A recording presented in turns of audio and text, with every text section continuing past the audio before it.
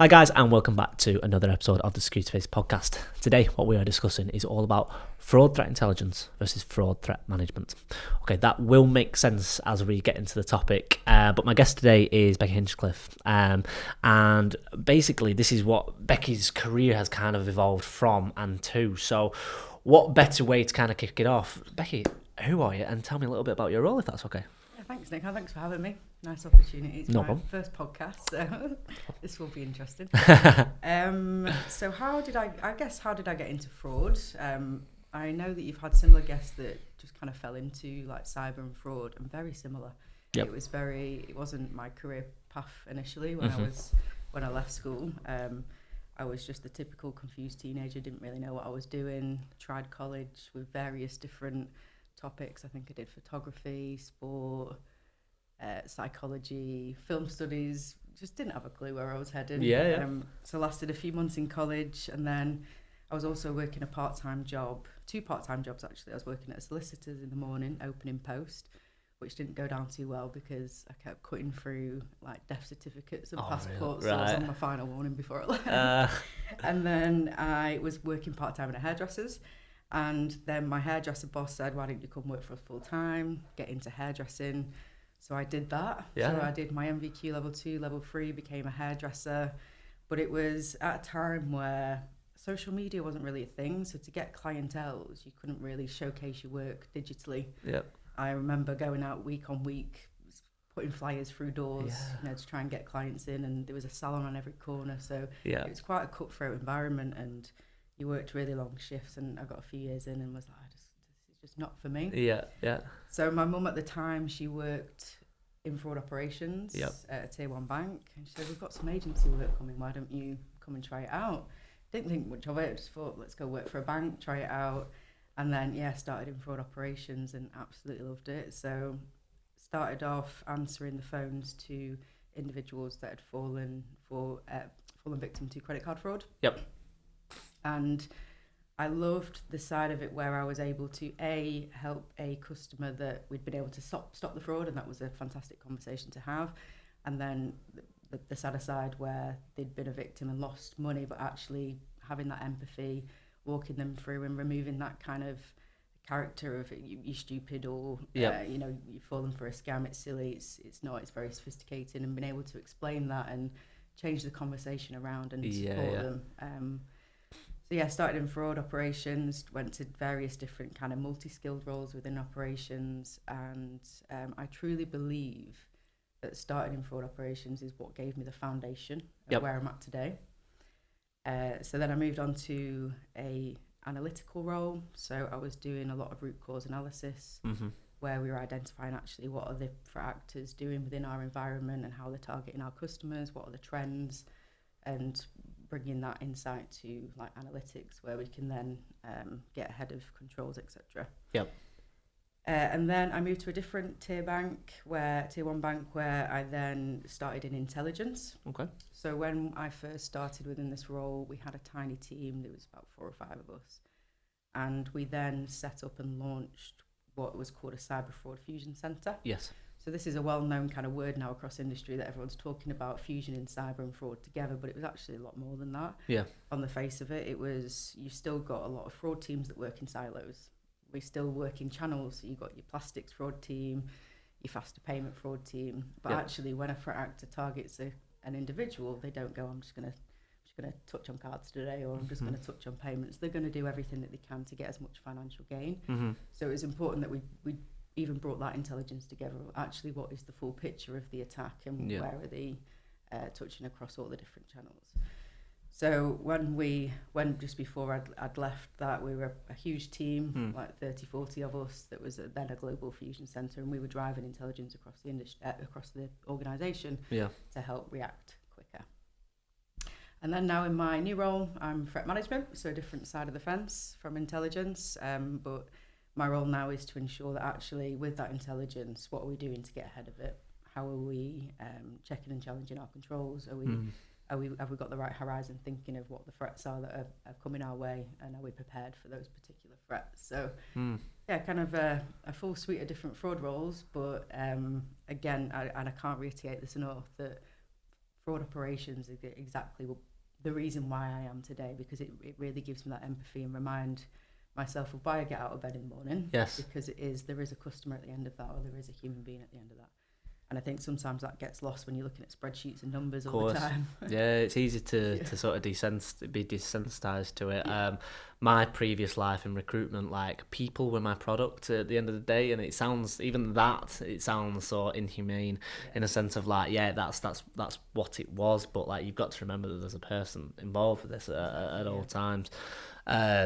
And obviously, I just wanted to sort of kick off by asking you a little bit in the sense of like, what is the difference between fraud threat intelligence and fraud threat management? What's the difference between the two? So I actually get asked this quite a lot recently. Yeah. So, and I used to use a really boring weather analogy, very British of me. But last week I was on the train and there was an individual that was wearing a mask, a COVID mask, and I've not seen one for years. It was just not something you see anymore, and it just kind of clicked in me that the whole pandemic was a real life scenario of where we all watched threat intelligence and management pan out, like, globally. Yeah. So if you think back to the early days of the pandemic, you had the epidemiologists, the virologists that were understanding what the virus was, new strains, what the symptoms were, how it was transforming. And this is the classic intelligence function of know your adversary. Mm-hmm. So you're actually understanding who the threat is and how it's operating. And then we saw multiple different tiers of intelligence pan out as well. So you had your strategic intelligence. So this is where we started to see the kind of look back, taking a step back and going, you know what, this has the potential to overwhelm healthcare and be catastrophic to supply chains. And we started to see that pan out in the intelligence. And then you had the operational intelligence, which was more specific in terms of certain variants. So, you know, X variant has an X percentage more chance of being transmitted in this way, and you started to see a bit more specific. And then even more granular in like tactical fronts, you had super spreaders in certain areas where places weren't ventilated, is exactly how the virus. So there was loads of different tiers of intelligence, and that was then of how the decision makers then actually made a decision on where we go next. And quite interestingly, you could see across the globe that some countries had fantastic intelligence but still fumbled the response, whereas some actually had minimal intelligence and actually were far more ahead in terms of getting ahead of it. So then you move on to the management side of things, and again, this breaks down nicely whether it's in a fraud or cybersecurity or anyone that's trying to tackle these types of threats in different criteria. So you saw the prevention side of things, where the government was making decisions around lockdowns, social distancing, wearing masks. How can we actually prevent the virus from getting in? So this is your front door. So in a fraud scenario, this is where you might see organisations have ID and V controls, or they might have device biometrics, for example. So how do we even stop that door from opening? Yes. And then you've got the detection. Okay, the virus is going to get in, but how do we detect it? So we started doing track and trace. Don't even remember at the Etihad here in Manchester, you had to go around in the car and you get swabbed, and it's bringing back lots of memories. But that was being able to identify actually where is the virus currently, and how do we identify that. So we started doing the track and trace. So again, from a prevention perspective, how are you identifying where that behaviours are manifesting on your environment? So from a fraud perspective, where can we see anomaly payments, anomaly behaviour, changes of the accounts, etc. Then you've got containment. Okay, it's got in. What are we going to do to actually prevent that from spreading? So again, this is where individuals were asked to stay indoors and ensure that they didn't come in contact with people. And then from a fraud kind of cyber perspective, this is where you go, okay, we're going to block the account. We're going to see if there's anything linked to it and try and contain that threat within. Yeah. And then lastly, recovery. So once COVID was over, actually, how did the government and healthcare providers look at the long COVID symptoms, rebuilding supply chains, getting businesses back in? So we did the help out to eat out, bringing all these things into play to then actually recover. So from a fraud perspective, you chargebacks, actually how do you support the customer in going forward and giving the right education, for example. So a real life scenario that we can all relate to. Yes. And actually we saw intelligent and management play out. So you've got all of this insight, but how do you then respond to it to ensure that you're containing it, you're preventing it from getting through the front door? And that is the difference between threat management and threat intelligence. Yeah. And I guess the final point on this is there was also the misinformation ecosystem. Okay. Yeah. And we see that even today with what's going on from a geopolitical, which I will not get involved in this podcast today. That's another one. But there's a lot going on and there's a lot of misinformation. And actually in the intelligence world and management, you have to be able to identify how you know, the difference between misinformation, you verifying your sources. And we saw that pay out in COVID as well. So really important point that there's that gap between receiving the intelligence and reacting on it, which will make a huge difference to disasters. Absolutely, and I really like that analogy. I've got to ask before we move on, what's the weather analogy though? I've got to ask. So, I talk around how intelligence is, you've got a storm coming, 80 miles an hour wind, it's coming from Antarctica, it's hurricane season, so you're gathering all this information of what the weather is that's coming towards us. That's intelligence. As a management role, it's like, right, okay, do I need to bring my trampoline in? Do I need to lock my doors? Do I need to barricade my doors? Is this more severe? Do I need to bring in stock if it's going to keep me indoors for a few days? So how do I protect myself from that storm coming? Yep.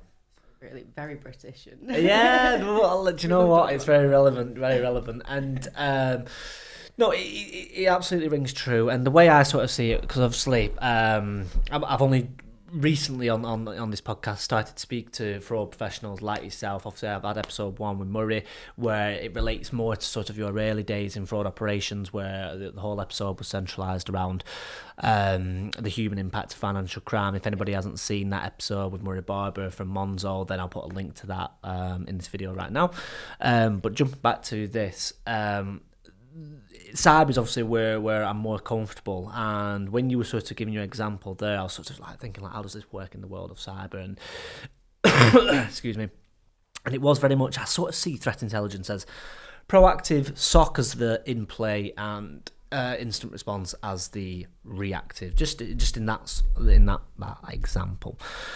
But threat intelligence is only proactive to a certain point, because there's so much noise, isn't there, out there? There's so much noise. I don't know if it rings true as well in the fraud world as well. I don't know if all the noise is true in the fraud world, or if some of it is like, yeah, it's fraud, but it's not like nothing that we can act on right now. I don't know if it's the same. But I suppose what you're saying there with threat management, it's like it's the proactive plus, if that makes sense, because it's like, okay, I'll give you an example this time, Becky, in the sense of like a car. You have your brake pads, for example, but that doesn't mean that you shouldn't have your seatbelt on, or it shouldn't mean that you shouldn't have it sounds silly, but tires on your wheels, like it all contributes to braking the car, doesn't it? It like an actual a brake lever. You can tell I don't know cars much, can't you? But yeah, essentially, like it's other forms of deterrence, and it's all about how do we manage the threat. So I think we're all analogies out. I think we all understand now in the sense of like what is the difference between fraud threat intelligence and fraud threat management. So where I want to take this to is fraud threat intel teams. They perhaps get more intelligence than actual cyber threat intelligence teams, I am assuming. But how is that actually not being... fraud is still absolutely prevalent on the daily. So with all this intelligence, why are we not sort of more responsive? Do we need actions like these fraud fusion centres that are starting to take place?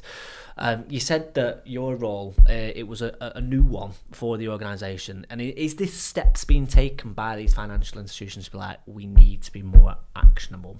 What's your thoughts on that? So I think we need to be more horizon thinking, and the way that the world's moving so quickly at the minute, we need to be really ahead. The reality is, for actors can often be 10 steps ahead, especially in terms of technology. But when looking at intelligence, you can either look at it tactically of what's happening now, or strategically how that's evolving. And I think one point that we often miss in the intelligence world is actually understanding the why. Okay. So question back to you. Why do people commit fraud? Why do people commit fraud? I would say typically for financial gain.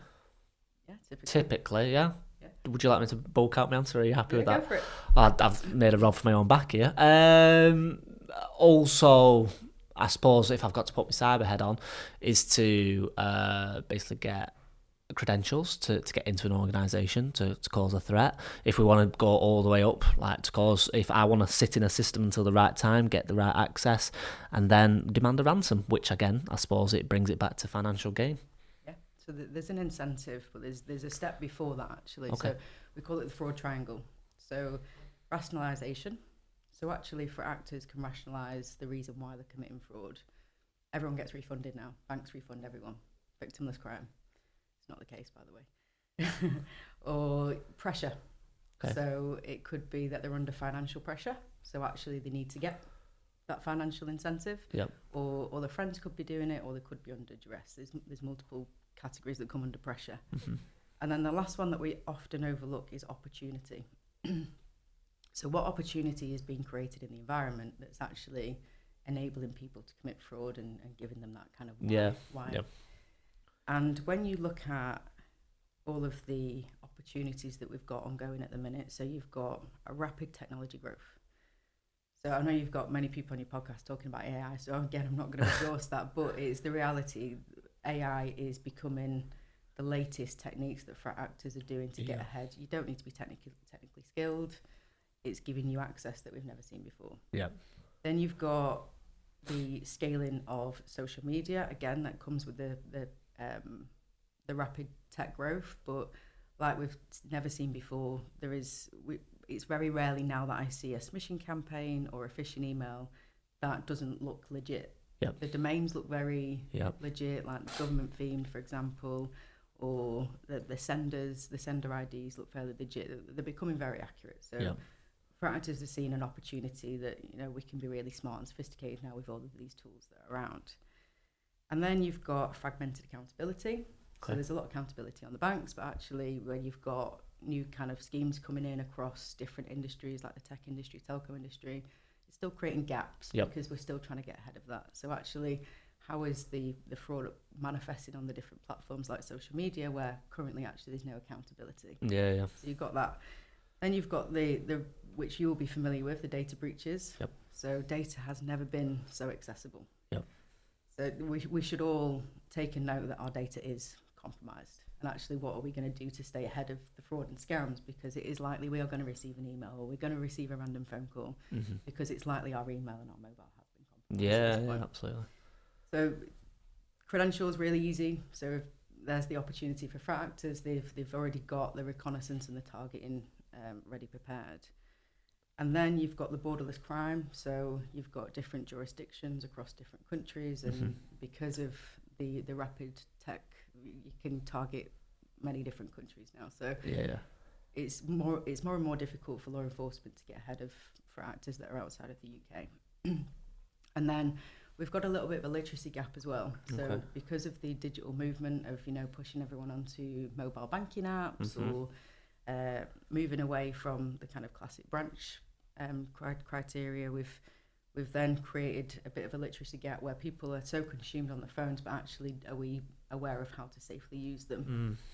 So because of all of this that's going on, and there's much more to that, but it's creating a whole array of opportunity. It's enabling people to be more enticing.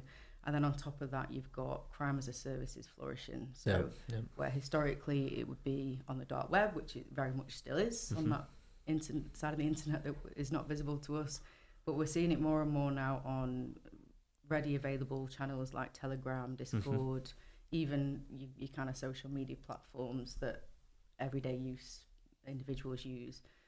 So actually people are coming across them more where people are saying, hey, quick cash, you can make $1,000 in a week. And when you put into context actually what's going on in the world, people are more seeing it. All my friends are doing it, and then that comes in the rationalisation and the pressure as well. Yeah. So you've really got to look at the bigger picture when looking at fraud intelligence and understanding the why. So then once you understand the why, your then intelligence becomes clearer of how to start quantifying. Yep. So I love the PESTLE framework. What's that? So this is politics, economics, societal, tech, environment, and legal. Nice.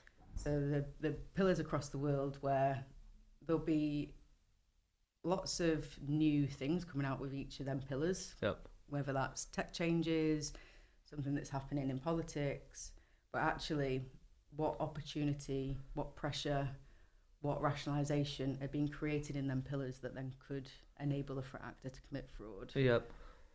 So a great example would be we're seeing more and more in the societal space around like finfluencers come to market. Okay. So for me, when I saw, there was an article a few weeks ago around Mr. Beast that's just had a huge amount of investment by Bitmine Technologies, Okay. which is huge. And actually, we don't know where that's going to go yet. But for me, I instantly thought, okay, with my threat actor hat on, that's a great opportunity to start targeting younger individuals with investment scams. Yeah. So can I create a fake Mr. Beast, a coin, kind of start getting ahead, like get early access type phishing campaigns? Yeah. And although that sounds like, oh, it's a really cool idea, it's creating a huge amount of opportunity for threat actors to start a new wave of targeting. So it's not just looking for indicators of fraud, like specifically where you've got intelligence of like threat actors are doing this, threat actors are doing that. It's looking at how the world's evolving and what opportunities are coming to life out of that. There's so much more to it that I've not even thought of. So is your role a lot more strategic now, in the sense of like, are you?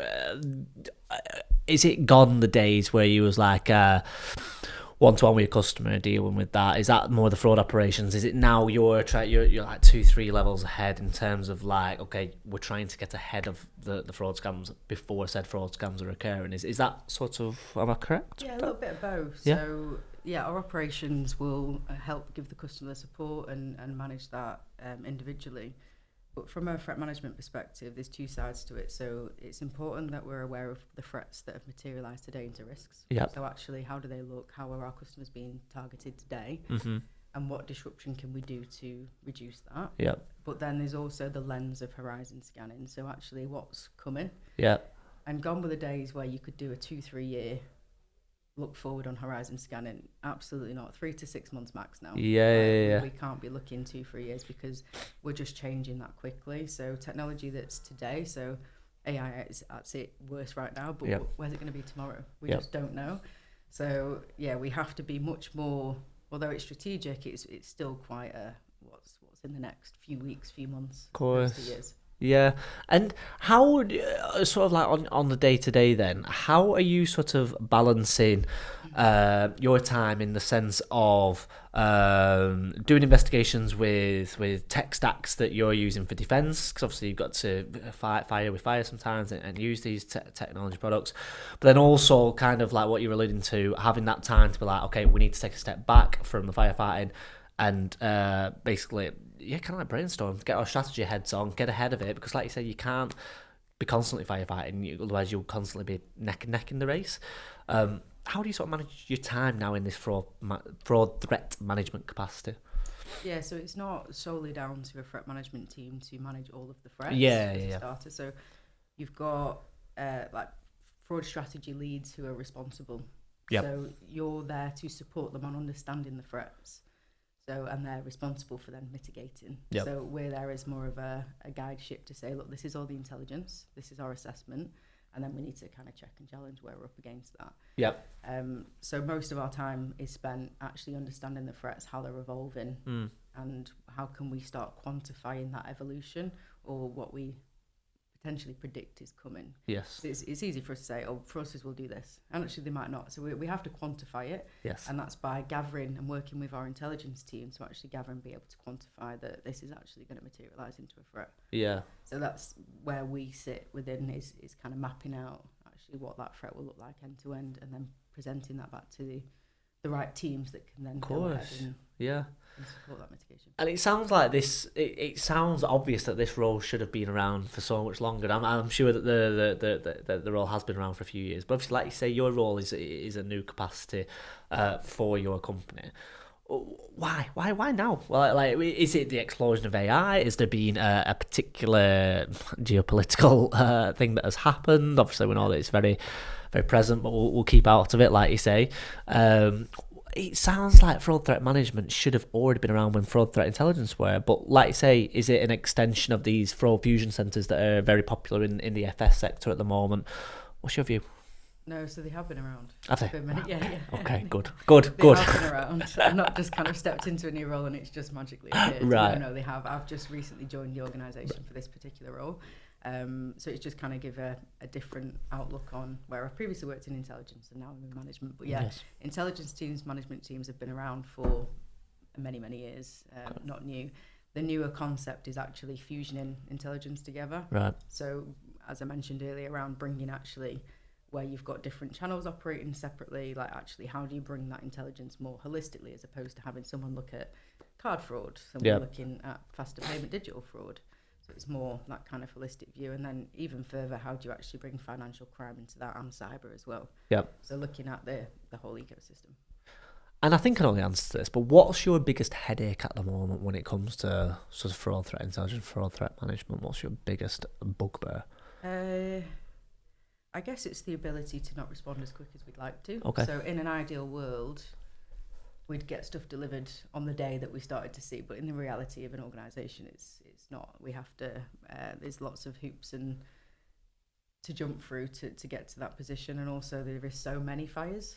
So we have to be able to quantify why we need to go after certain areas and aspects. So that's the biggest bugbear. If I could have all the money in the world and all of the tools in the world that we could just, as soon as we see a threat, we address it there and then. But the reality is you've still got a business to run, and there's lots going on in the background to help enable that. So with in the cyber world, it's a common thing that cyber often, not all the time, can bump heads with the development teams, for example, because development's all about innovation, move forward, build it, get it out fast.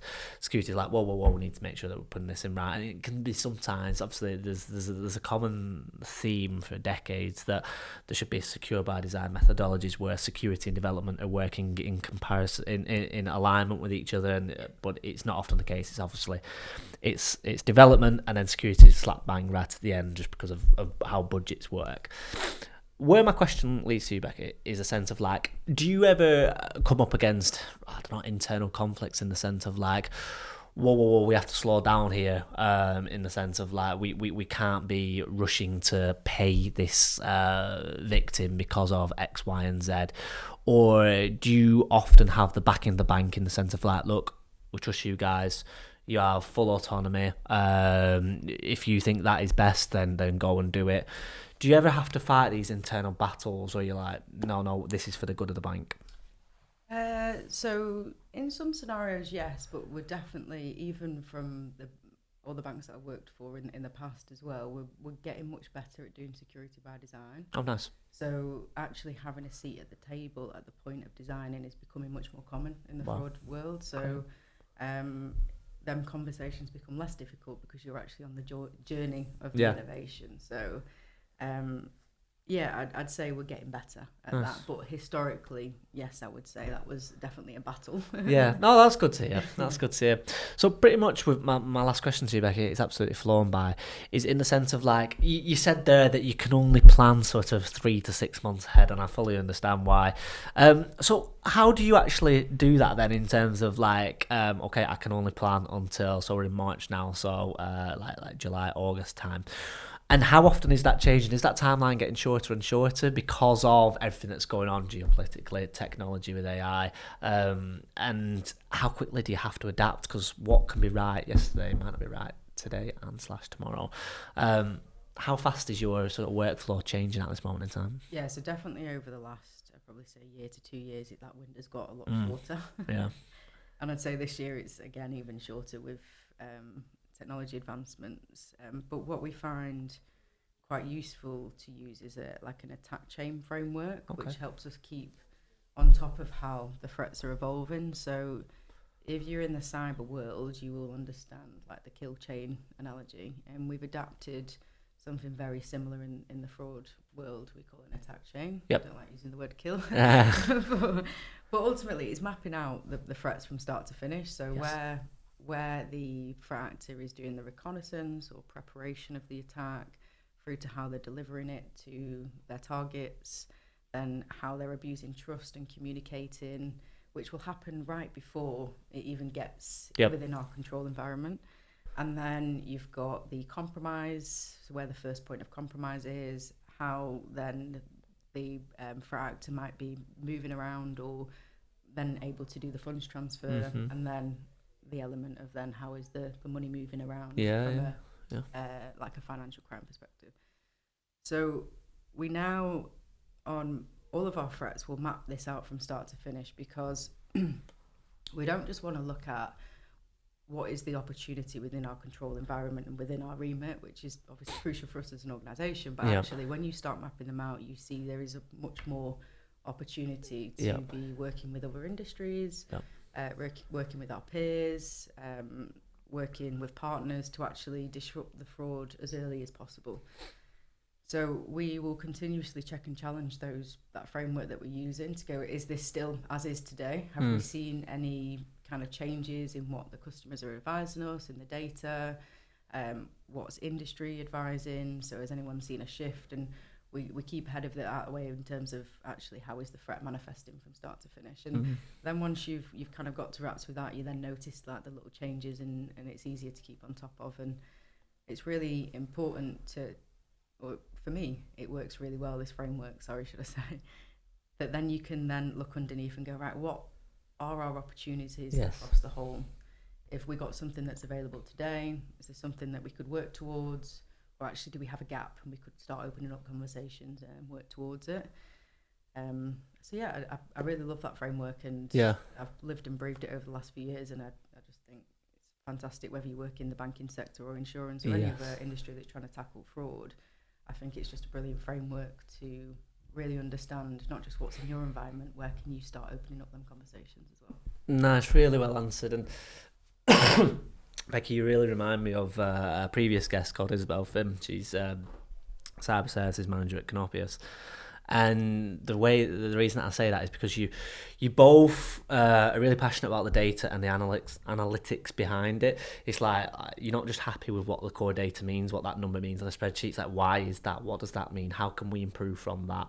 And it's true testament as to why you both of you are so successful in your roles, because you just I'm very similar myself, like in the sense of like I'm a bit of a geek in the sense of like I love the analysis of data, because it rings true to what we were saying right at the start of the podcast, in the sense of it's so easy to be desensitized when you're looking at these spreadsheets, and it's like, okay, these are just numbers, they don't mean anything. But you take it all back to when you first got into fraud ops, when your mum said, why don't you give this a go? And it was where I'm guessing your passion came from. It was helping people on the other end of the phone and having a real effect, going on from work and be like, I left a bit in the office there, I did a bit there, and I've helped someone out, and it rings true even to what you're doing today. It's like, what is the reason for that? What's the cause? What's the analysis? And even that, it all goes back down the chain to be like, okay, this will have an effect and this will improve people's lives, and how we fight fraud. So that brings us pretty much to time. So Becky, I'm surprised that was your first ever podcast. You was an absolute natural. And if anybody has any questions for Becky or would like to get involved in the comments, please do. But once again, thank you very much for coming on the Q Space podcast. Cheers.